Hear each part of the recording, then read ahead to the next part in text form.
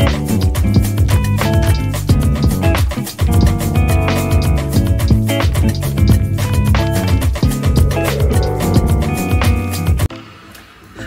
guys!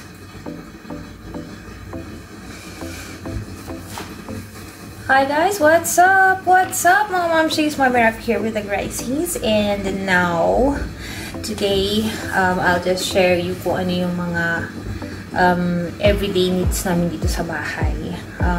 We just go out to get the groceries. Buti na lang sinabihan ko na si Firas na iniyaya ko na siyang bumili ng mga kailangan sa bahay dahil sa nangyayari ngayon na sunod-sunod na pag-atake ng kalabang bansa, ano. So, ito yung isa sa mga paghahanda na naisip ko na pwede naming maging advantage na rin. At hindi lang yun, kailangan maging safe din kami. So, as much as possible, ayokong maglalabas ngayon sa bahay. Si Firas everyday pupunta ng trabaho yan. So, madalas kasi pupunta kami namamasyal pa kami.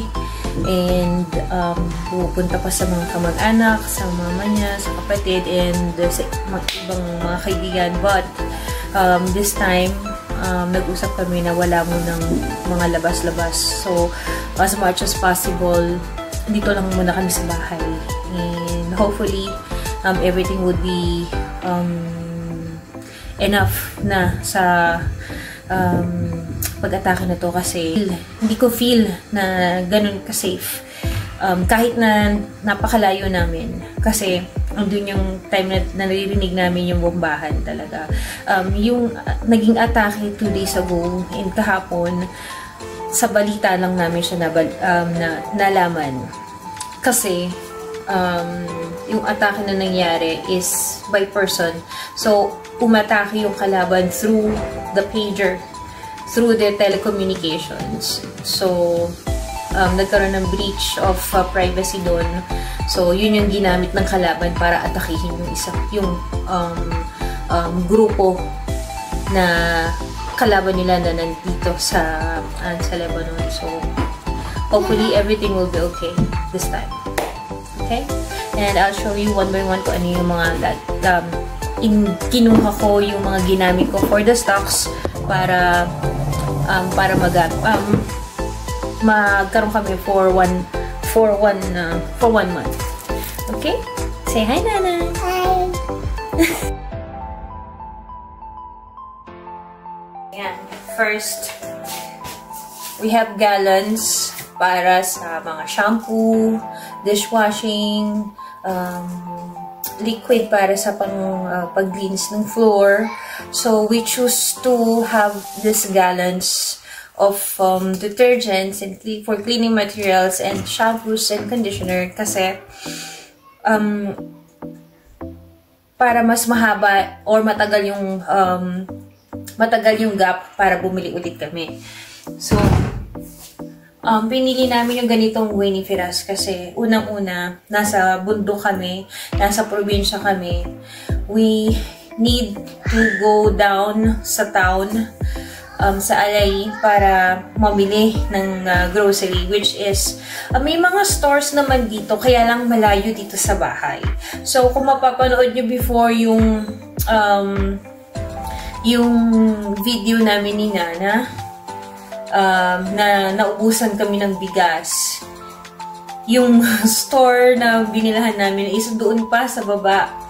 So, mas pinafair ni Firas na mag-stock na lang kami kung ano yung mga kailangan namin for the whole month until na magkaroon siya ng sweldo para hindi na ako lalabas or hindi na kami lalabas ni Nura. So, now, after 10 days, papasok ko si Nura sa school.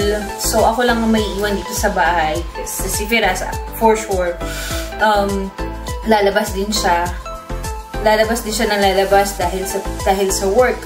And just right now, gaya ng sinabi ko nga earlier, meron na namang blast kaming narinig. So, it's better na may stock kami for the meantime na hindi namin kailangan lumabas pa. Sa ngayon, yung mga grocery items lang ang binili namin. Bukas, dadalhin ni Firas yung mga meat items like chicken and yung meat. Umorder na rin siya ng fish kasi we're planning to have at least fish dish sa mga lulutuin namin. Hindi yung puro chicken and meat lang and vegetables. So, tapos yung iba, ililist ko na rin mamayang gabi yung mga kulang ko na hindi ko nabili doon sa malaking store. Kasi there are items na hindi ko nakikita doon na meron si Mama dahil sa shop niya. So, bukas, dadalhin ni Firas yun para sa stock namin. And, so, sa mga cheese, ayan. Kumuha na ako ng laban. Ito ang Arabic yogurt. Masarap siya pagka hinahaluan ng asukal. Yung plain lang siya, tapos asukal. Tapos ang sarap niya sa umaga. And then, I took 2 butters para meron akong stock. And cheese para sa manakish ni Nora. Mahilig na siya sa manakish ngayon. So, kailangan ko mag-stock ng ganitong cheese. So, every time na mag-request siya ng manakish, ito yung nilalagay ko. Para siyang mozzarella and little bit salty. Ayun. I have also halloumi cheese. Yan, sandwich pagka sa gabi or minsan pagka afternoon shift si Firas, dito siya kumakain ng lunch. Actually, breakfast namin yun. So, ito yung minsan nilalagay ko sa table namin. And we have labne. Ang hindi mawawala itong labne na to kasi favorite ko siya. Gusto ko siyang kinakain with olives, with za'atar or with za'atar, and with cucumber. Ilalagay mo siya, i-spread mo lang siya sa kabes and i-roll mo siya. Yun na. Enough na yun para sa breakfast. So,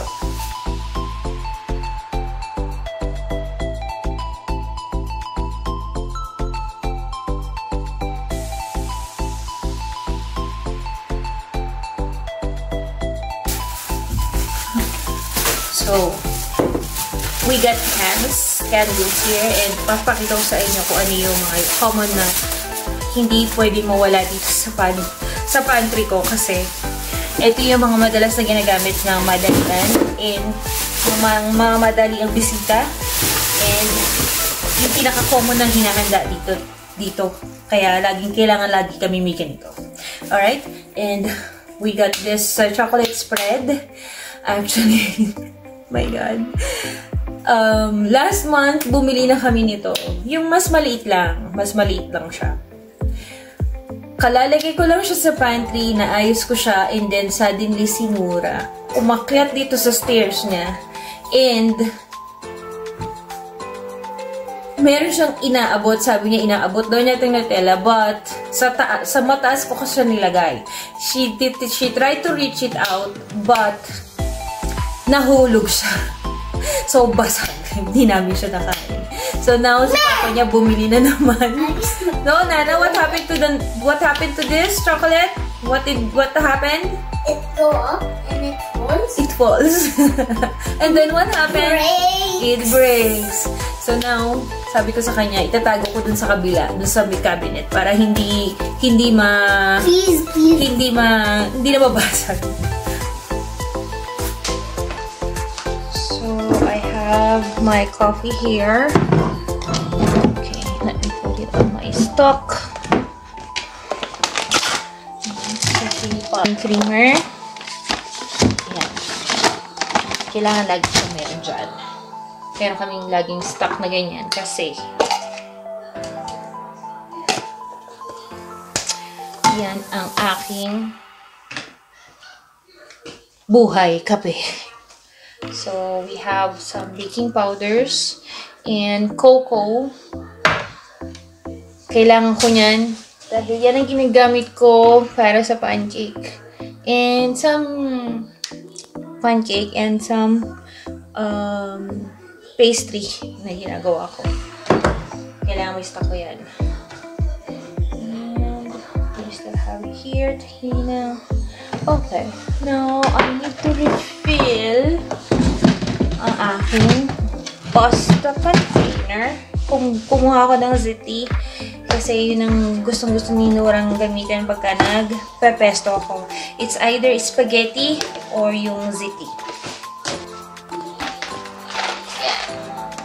Yan. I make sure na every month kailangan puno ito. Yan.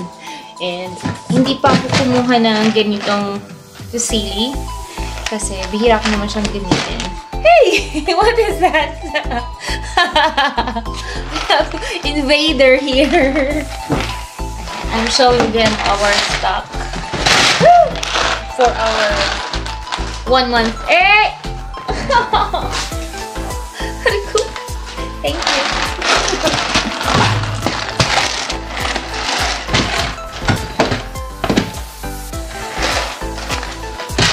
Ayan. So, dahil sa merong pagsabi ko minarinig kanina, hindi niya na nagawa yung dapat gagawin niya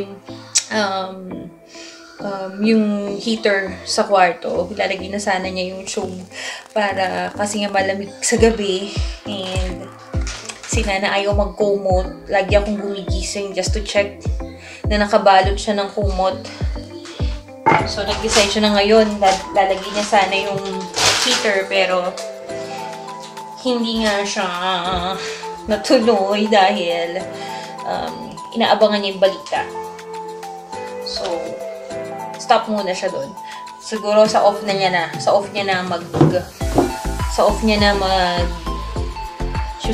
siya mag-aayos ng heater. Hindi pa siya nag-off. Actually, ang last off niya nung last Sunday pa. So, hindi ko alam kung bukas mag-take siya ng off on Saturday or same. Oh yeah, this week wala siyang off. If ever sa Sunday siya mag-off, di ba? So, we have Marwa black tea.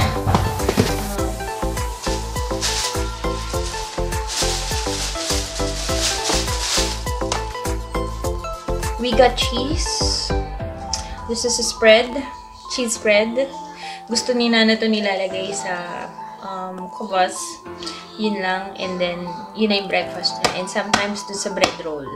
And this one, yan. Gusto-gusto niya ito pinapapak. Kasi triangle siya. Sabi ko sa kanya, wala na akong soy sauce. Kasi, lagi ako nagluluto ng adobo. Tsaka tapa. Nung nakaraan nagtapa ako, gustong-gusto nila.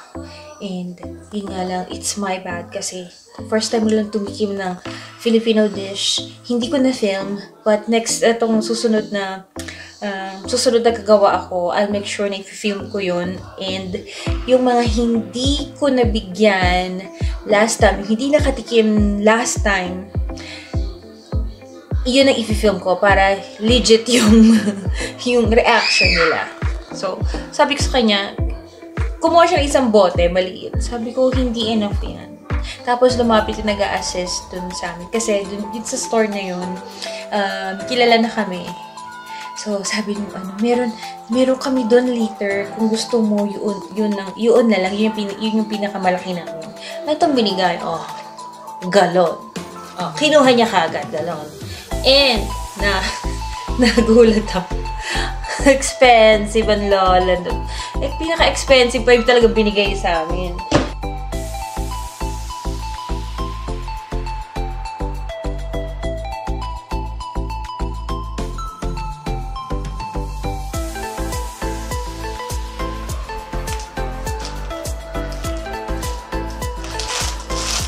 Yeah, I got new gloves because my gloves, the old one, is already damaged. So, I'll get them.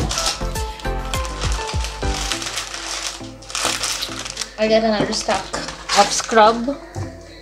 Ayokong nauubusan ng scrubber kasi kailangan laging meron.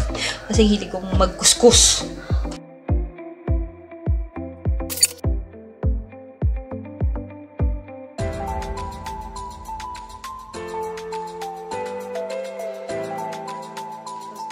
trying to make it. So, now we're done. Yun yung mga stocks na kailangan kong fill in this month. So, I'm good with the stocks now. So, makaka-survive na ako for 1 month with the grocery stuffs and cleaning stuffs. So, tomorrow, Firas will bring us some chicken and the meat and fish and some vegetables. I will list everything for him, so he will take it. And hopefully, it will last maybe 2 weeks. Anyway, pagka prutas and vegetables, I'm not buying everything in one shot because it will spoil. Sayang lang, masisira. Even though may fridge, may mga times na hindi naglalast talaga ang vegetables kahit na anong gawin natin preservations. So, I'll make sure at least weekly or every 4 days makapag-refill ako ng vegetables. Anyhow, dito may nadadaan na naman si Firas pagkagaling niya sa labas na kahit late ko sa kanya i-abiso, nadadala naman niya. Wag lang yung mga ganitong klase ng groceries kasi kailangan talaga bagsakan siya dun sa isang malaking wholesale namin sa pinupuntahan. Kaya medyo mura na rin yung mga malalaki.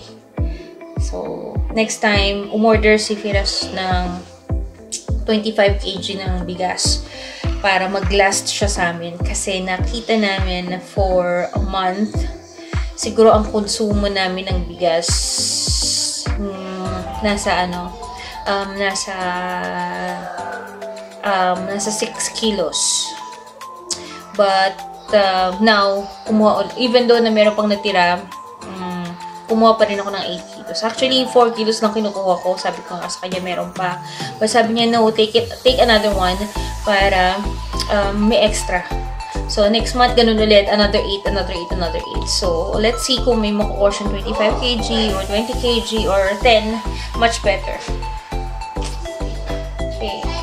So, if you have any questions or if you wanted to know us more, please leave a comment down below and we'll try to answer it in one shot. And hopefully next videos, Firas will going to have with us and be with us with some question and answer if you'd like to. So just leave the comments below and have it all listed here. I'll make sure at least na magkaroon kami ng answers for your questions. Alright? Thank you so much. If you like this video, can you please give us a thumbs up and subscribe to our channel. Alright? Bye! God bless you! Bye!